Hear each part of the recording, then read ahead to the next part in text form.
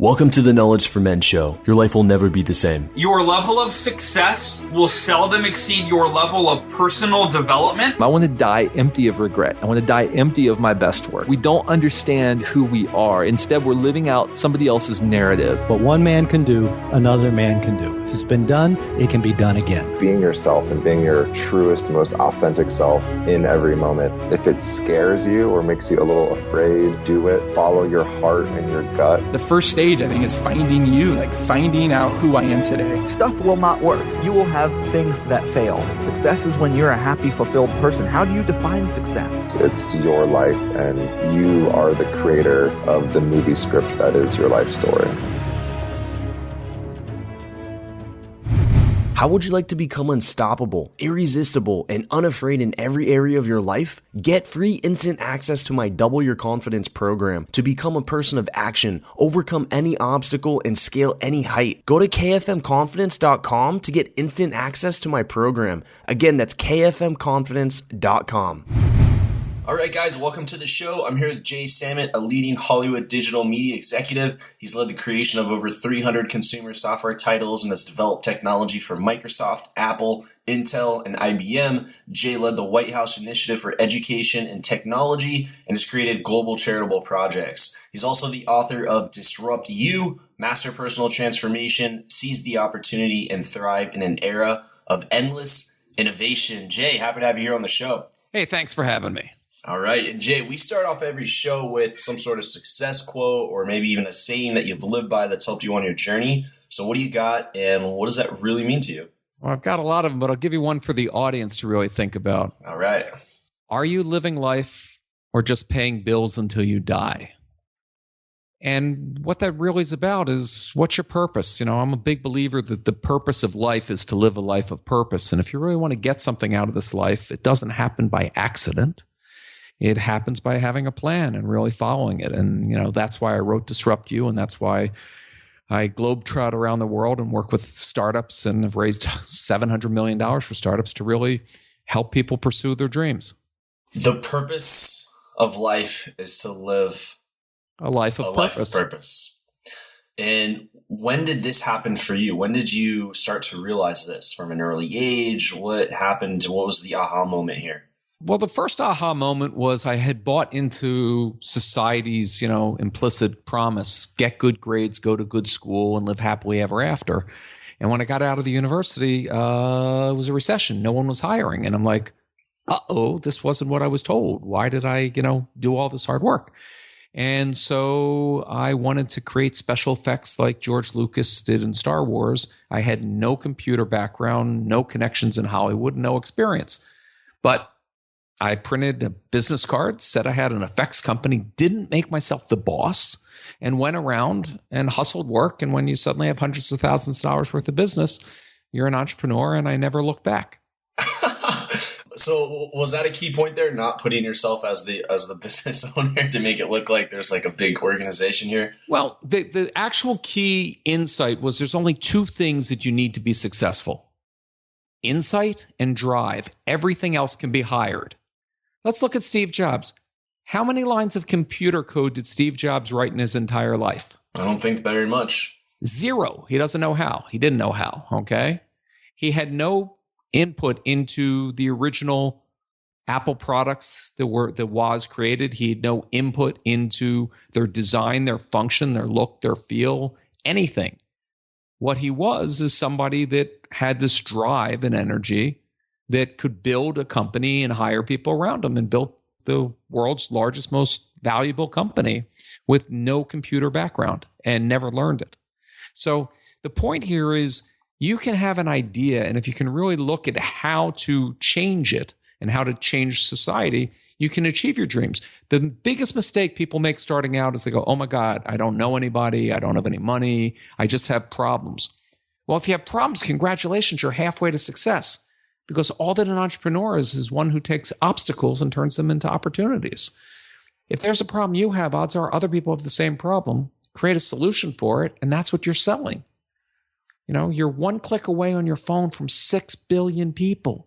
You only have to be right for a nanosecond to become a billionaire. So what are the problems in your life? Yeah. Yeah. I love how you're just making this sound so realistic here. Well, I've taken stakes in 70 odd startups in my career. I mean, I hired Pierre and we did the first auction that became eBay. I worked with Reed Hoffman, and LinkedIn now has changed the world. Uvu was the number one app with teens, got 120 million users. It's easy to do. It takes work and takes planning, but it all starts with having that insight. And I'll actually, for anybody listening to the show today, I will send them a workbook for free that's the companion to Disrupt You, to give you the exercises of how to come up with your billion-dollar idea. I mean, I've taught this at the university level. I had two of my students. They did 150 million their first year in business, top line. Wow.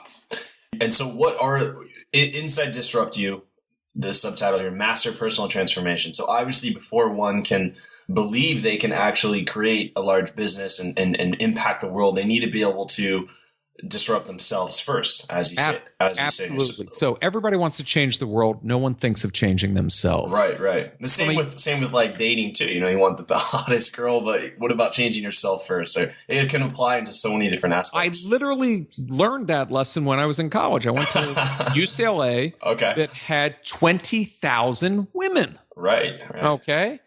And you sit there on the campus, and there's a scene like this in Beautiful Mind, but he got it wrong, which is why, he went crazy. At least part of the reason. He did the math of go for the ugly girl because nobody hits on her.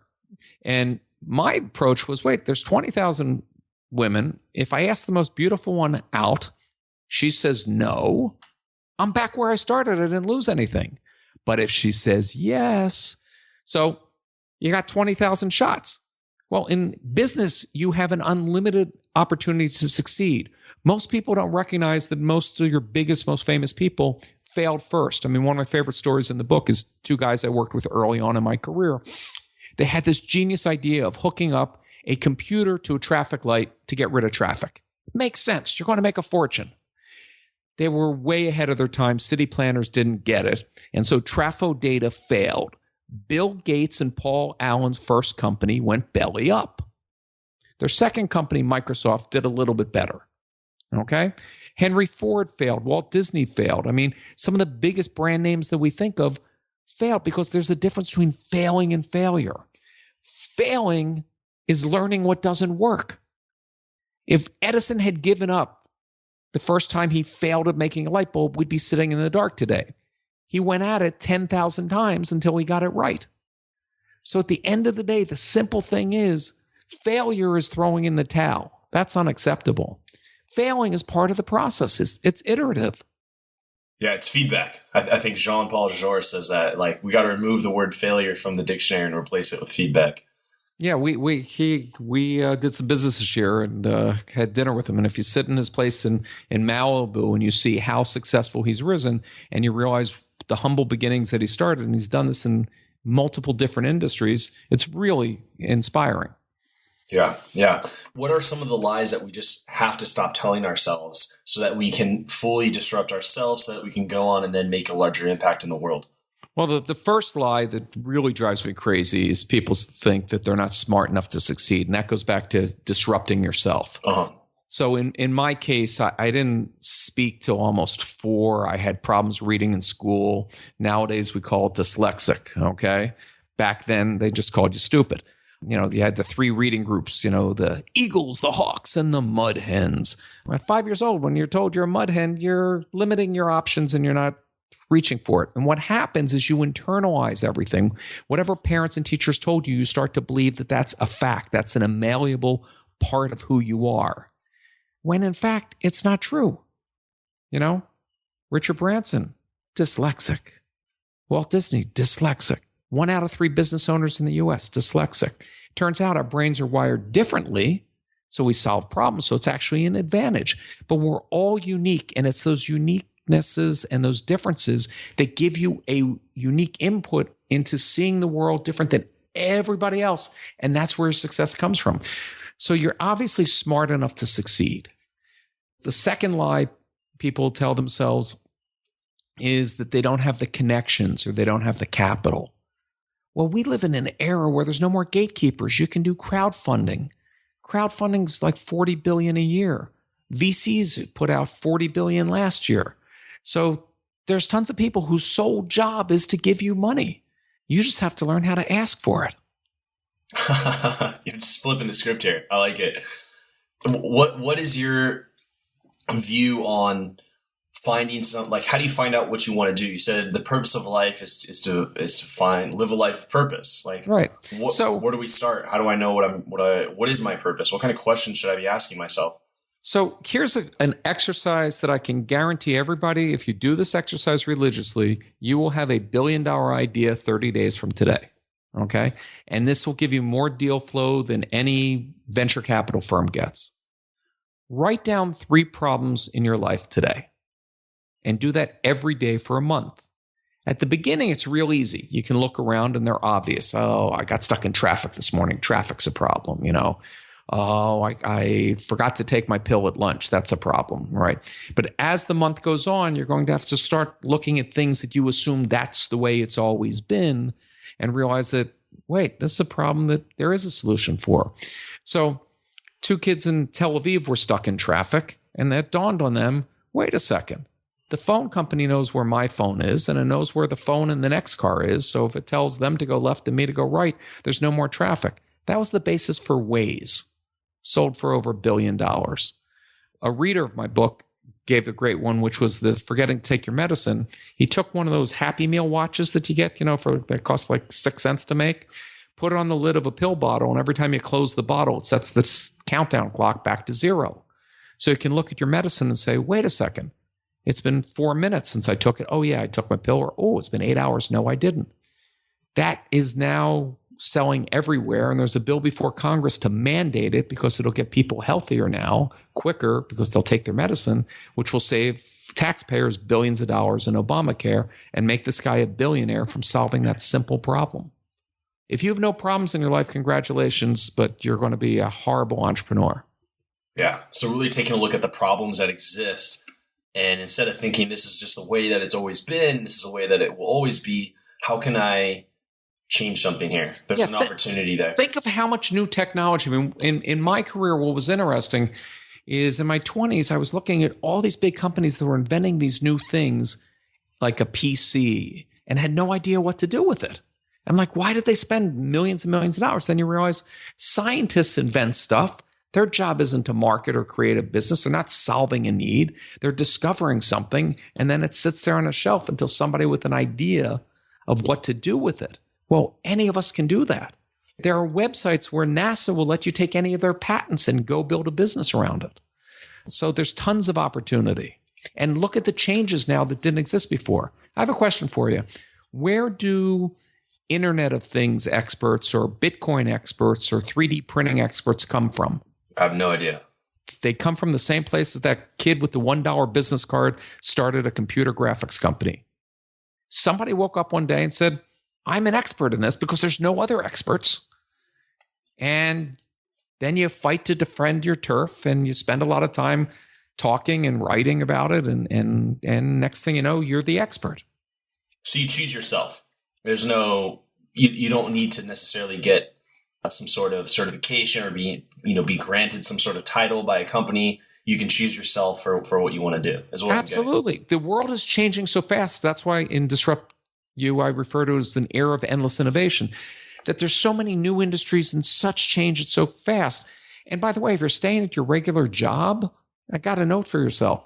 That security robs ambition. The truth is, it's the illusion of security that robs ambition.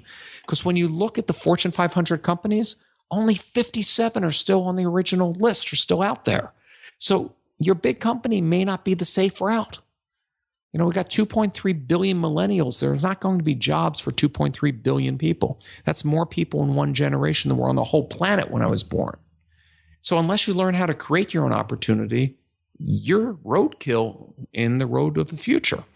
Half of all middle management jobs will be automated out over the next 5 years. Self-driving vehicles will eliminate tens of millions of truck drivers and delivery people. Okay? Uber, think of Uber for a second. It has 1 million drivers that report to a piece of software. None of them have ever met their boss. None of them have been interviewed by HR. There could be an earthquake in San Francisco. Uber headquarters could fall over, and those 1 million people still report to work because they actually work for Skynet, right? They report to a machine. Yeah, and you can think of Airbnb too. Yeah, so it's about connecting people, creating big data, looking at data differently. And this doesn't mean you have to be going into a tech field. Everybody says, well, I'm not in tech. I go, really? What's the first thing you do when you look in the morning and the last thing you look at before you go to bed? You're walking around with a CNN truck in your hand, okay? You are in social media. You are in communication. You now have tools that would have taken a 10 years ago millions of dollars for you to start your business. Now you can do it with next to no capital. Yeah. So do you think that right now in 2016, we're living in one of the greatest times in all of human history? Almost. I always tell people the best time to launch your business was a year ago. The second best time is now. Yes, absolutely. You are connected to more people than ever. You can find for a niche product the entire marketplace. You can use SEO to target so specifically. And I'm seeing people do these genius small little businesses where maybe you don't never hear of them. They're not changing the world, but they're making a couple million a year. Yeah, absolutely. What's your take on when someone says, hey, you need to do something that you're passionate about, do something that you love, versus just doing something like solving a problem that you see in the marketplace? So it's going to be a rocky road. The road to success isn't this escalator where you just hop on board and it goes up. Okay. So on those down days, on those tough days, on those days when somebody screwed you over, it didn't go your way or this or that, unless you really have a passion to see it through, it's tough to make it happen. Now your passion. So in my case, I had 2 sons when I was very young. And so the real passion was I looked at them and I wasn't going to let them down. I wanted them to have a better life than I had and get to go to the finest Ivy League schools and have, the perfect world. Right. So family can be a motivator. Making enough money so you can do charitable things can be a motivator. So it doesn't necessarily mean like, ooh, I like horses, my business has to be ponies, Right. I think that's the confusion there. It's sometimes it needs to be 100% related. But even if you were to do that horse business, you're going to end up doing things that you don't like doing anyways. You're going to have to do like accounting and financing. Right. There's still things involved where you're actually not on the horse 24/7. But I'll give you a great example of passion turning into business. Okay. So there was a student at Stanford about 10 years ago when everybody was doing .coms and everybody was doing digital businesses, and he could care nothing about digital. He was just learning business. And he fell in love and he wanted to buy an engagement ring. And he went around and realized every jeweler is just like telling you a price and you don't know if it's a good price. There's no transparency. There was no honest marketplace for diamonds. Fast forward, he's the guy behind Blue Nile, which sells more diamonds than Tiffany's or anyone else on the planet. He built a dual-sided marketplace. He basically did the Airbnb for stones. Every jeweler around the world lists their inventory up there, and anybody can buy it at very little margin. And he just saw out of that problem of, wait a second, how many people go and buy an engagement ring and make this huge purchase and don't know whether or not they're getting ripped off? So the passion in that case was he wanted to get married, but he identified a problem. It's that simple. Yeah. We have new tools coming on every day to connect tons of people. I'll tell you, one of the most fun things about writing Disrupt You is in the 21st century, you hear from readers. And I've heard from people in 100 countries. It's been a bestseller around the world. But I got last week an email that was just so touching and it moved me. A guy in Pakistan got out of dental school and couldn't even make enough money to support himself because they're at the bottom of the food chain, and however, I know nothing about how their country works. But he read the book, and in the book, I talk about my friend Fred Joyle, 1-800-DENTIST, and how you set up a website, and then you farm out the business to other dentists, okay? So theoretically, you didn't even have to be a dentist. And he just did that same thing, but in Pakistan. And now he's making more money than any dentist in the country. Airbnb was 3 guys that couldn't pay their rent. Macworld was coming and said, let's get some air mattresses and we'll rent out people to sleep in our apartment. That made them billionaires. Their problem was they couldn't pay their rent. It's about seeing obstacles as opportunities. And so learning through the exercises in the book gets you to suddenly open your mind and see tons of possibilities where before you just saw depression and suffering.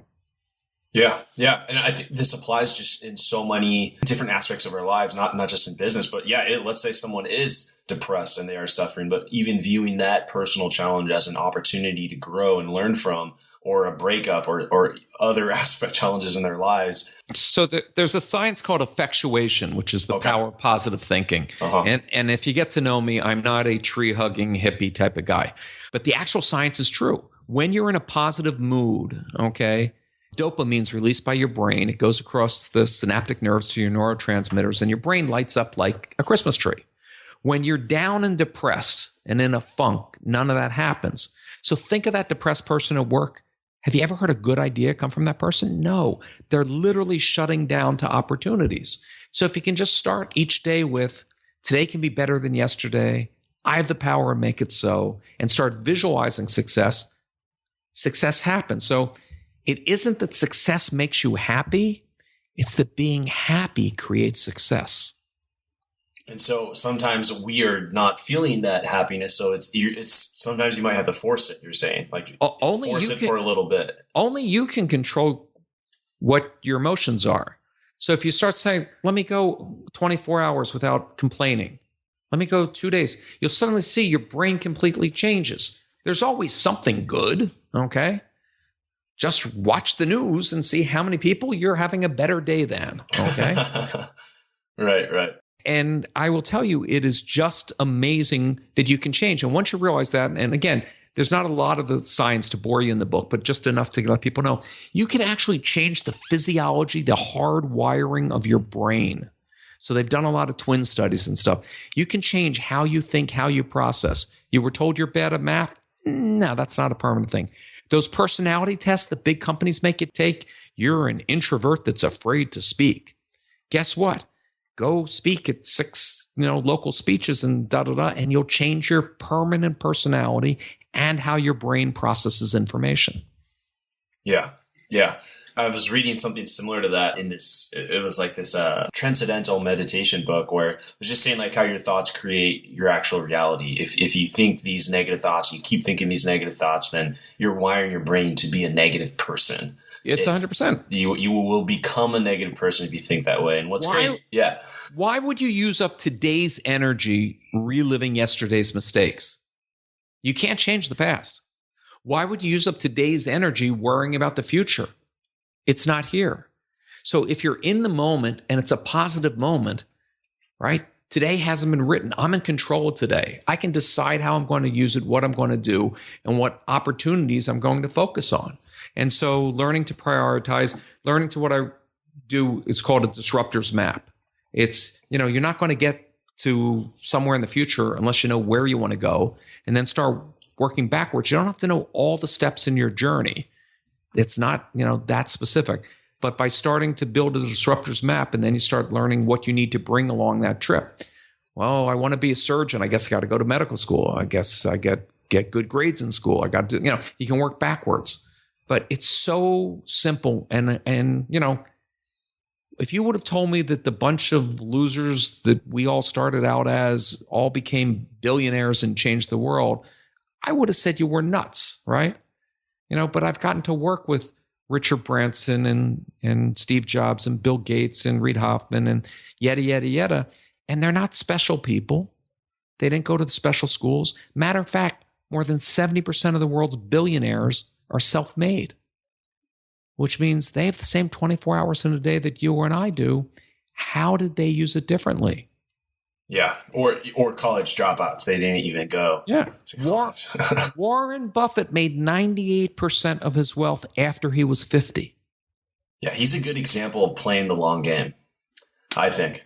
But you can say that on the investment side, but he didn't make all the money and start saving money till he was what young people would call old. I'm 55, so I think 50 is young. But yeah, right. Endless possibility. And the cycles of technology are so fast, you can hop on the train of the next thing today and be an expert this year and be a millionaire next year. Yeah, just letting all this sink in here. We live in such a world of today, I believe, in like this instant gratification type of world where if we try something and it does fail, we think it's over and we'll try the next thing, but never having stick to something and playing that long game. Well, if you give up, you don't know how close you are to success. Right. Like that 3 feet from gold. And how many billionaires and how many millionaires are there that have never made a dime in profit? And that's the other new thing that people don't understand. That's not how you were taught in school. Sell an apple for $2 and pay $1, you made $1. What were Instagram's revenues when they sold for billions? I think 0. What were YouTube's revenues when they sold for billions? Yeah, I think there's 0 too. Do you want me to go on the list Like and Snapchat. on and on? Yeah. So it's really about understanding how business works, how opportunities created, how you can not just identify opportunity, but capture wealth and hold on to that in that opportunity. The Napster guys, Sean and Sean, came to me day one, but they didn't have a plan to capture wealth. They just had a way to disrupt the system.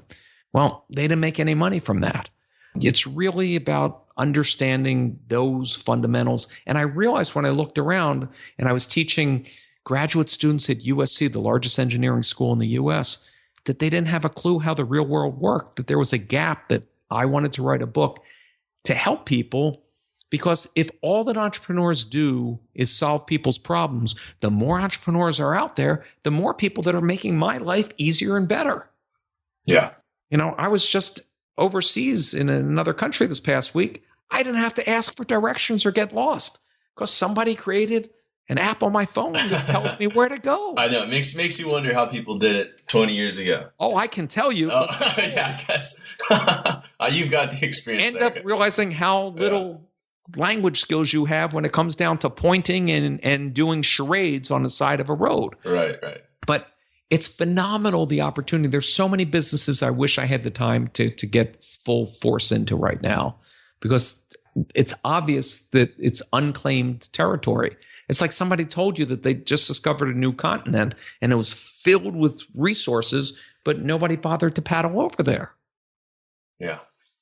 Some of these guys you've hung out, you've spent time with, these billionaires, Steve Jobs, the Richard Branson, the Paul Jor, like, what do you find that really drives them? Is money the motivator? Never. Is it the passion? Never. Is it the problem? Warren Buffett's been living in the same home for the last 40 or 50 years. I think Steve Jobs lived in a track home for it was a nice home, but it was yet a track home, and just drove a lesser, just like a low end Mercedes, like not really, the Ferraris, the Lamborghinis, the Bugattis, like not really seeing that from some of these guys. The first thing that drives people is a fascination, a curiosity that didn't die in them, right? Our educational system was designed to create factory workers or soldiers, people that had minimum reading and writing so they could go and assemble something for somebody else. When you're a little kid, you're always asking why. Why is the sky blue? Why does the tree do that? Why is this? Why is that? Why is that?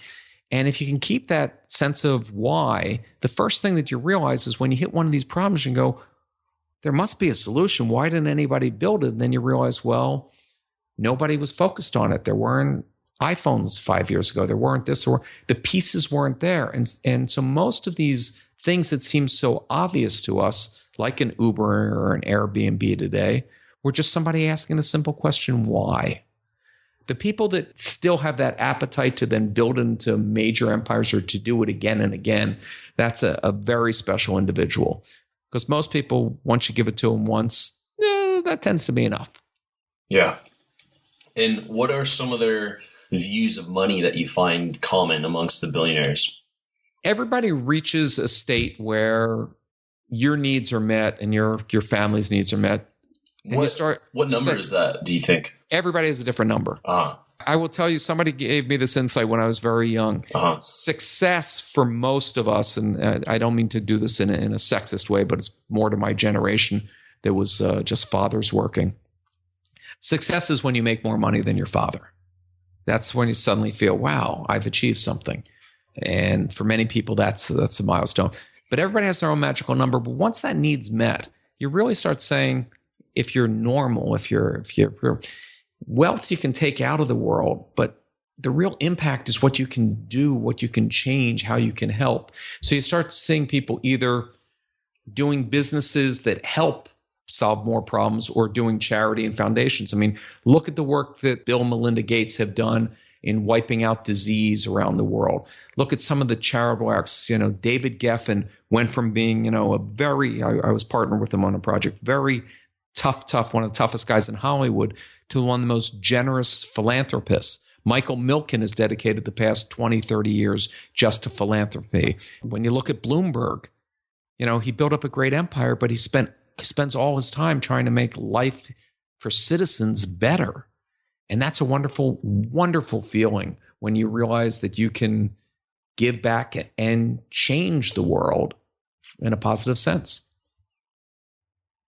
And even just your own opinion on this, relative to what these other guys, their views are, what is their view with mortality? And also your own. How does that impact their work? How does that impact their business and the legacy that they're building? So I can't speak for others because that's probably right. a more personal thought. But for me, sure. It's really clear. I can't live forever. Mm-hmm. But what I build and create in my lifetime can. So your ideas can be immortal. Shakespeare died 400 years ago. He still touches lives.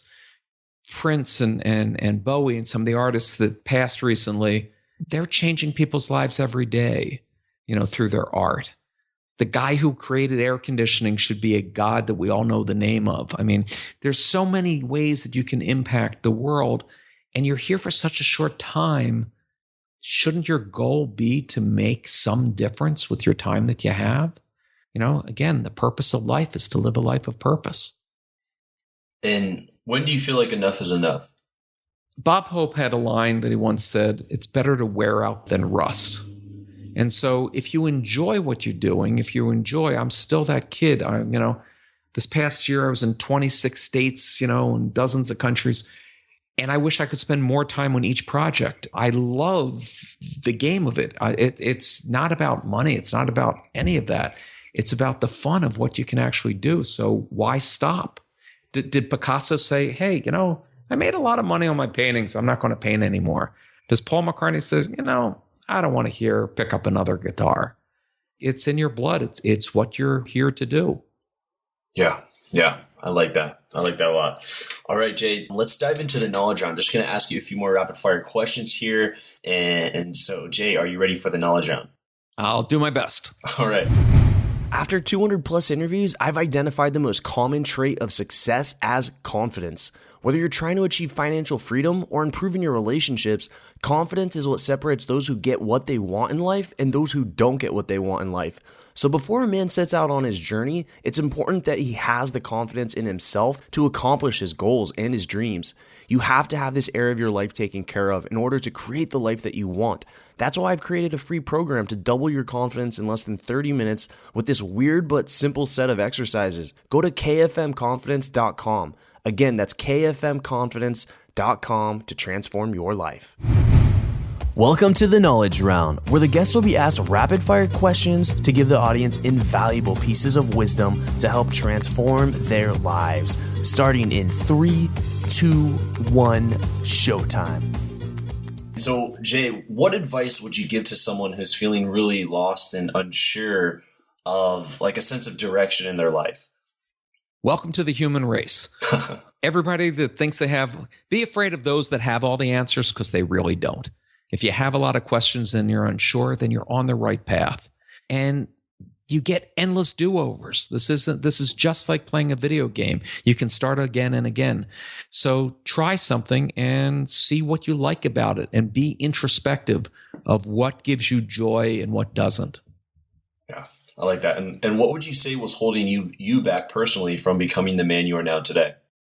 The same fears and concerns of everybody else. I came into this world assuming that everybody had their act together except me, right? That everybody that had a job or a position of authority knew what they were doing, that everything was permanent and unmalleable, that these big giant companies would always rule the world or whatever it was. And once you start realizing how fluid it is and what the impact you can have, you'll never see the world the same way again. Yeah. I think many of us grew up with that. Yeah. You realize that we're all kind of trying to figure it out. And so I know on this journey, there's probably been a ton of great readings. And so what would you say are 2 or 3 of your most influential books that have helped you on your journey? Well, very young, I read a book called The Peter Principle, which is probably going out of favor nowadays. But it was basically, the premise was people rise to their level of incompetence, which is the opposite of what you figure. You figure people rise to being in charge. But his basic premise was if you were a school teacher and you were great with those kids, they promote you to be a principal, which has nothing to do with kids. It's dealing with parents. And if you're great at a principal, then they put you on the school board, which is dealing with unions. If you're bad at any of those jobs, you stay at that job forever because they don't promote you. So everybody rises to the job that they're worst at. So what is the solution there? That's I haven't heard of that, but it makes sense. That's interesting. So you start looking at the world that way and you go, aha, I now see chinks in the armor. I now see opportunities to solve people where they're stuck. And so instead of, when I was young in my 20s and I would go pitch a big company, I would go into Intel or IBM or Microsoft, and here's a solution for the whole company. Here's where you got to work with us, da da da da da. And you never close the sale. When I realized that the guy across the desk probably hates his job, he's paid a little too much not to quit, but not enough to care, then you suddenly realize you don't have to solve for the corporation. You just have to solve the problem for the person across the desk. How does it make their job easier? How does it get them their bonus? How does it get them noticed in Wednesday's marketing meeting? Whatever it is, once you make it to that personal thing, now you've solved for the entire Coca-Cola Corporation. Yeah. And I've done $10s and $20 million deals with big, big brands just off of that simple premise. Yeah. Yeah. Thanks for bringing that up. Any other books? Off the top of my head right now, there's all the, Dale Carnegie's and all those, which right. teach about that. Those are great.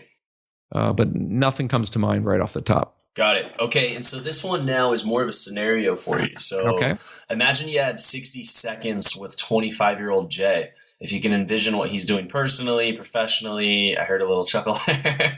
If you had 60 seconds right now, if you got to knowing what you know now and what you've been through, if you could sit down and talk to him, what would you tell him to do and what would you tell him not to do? First, wear earplugs at rock concerts. Any particular concert? I ran EMI and Universal and Sony and BMG. I spent a lot of years in rock and roll, and the hearing doesn't come back, little Jay. The second one is don't be so hard on yourself every time something doesn't go right. Mm-hmm. That's where the learning takes place. If you suddenly make money, you haven't learned anything and you're really just a dumb rich guy. Every adventure is fun. Enjoy the moment. And, many, many people tell you. And the biggest one is at the end of life, you will have more regrets for the chances you didn't take than the things you tried and failed at. Live a life of no regrets. Take the chance, take the opportunity.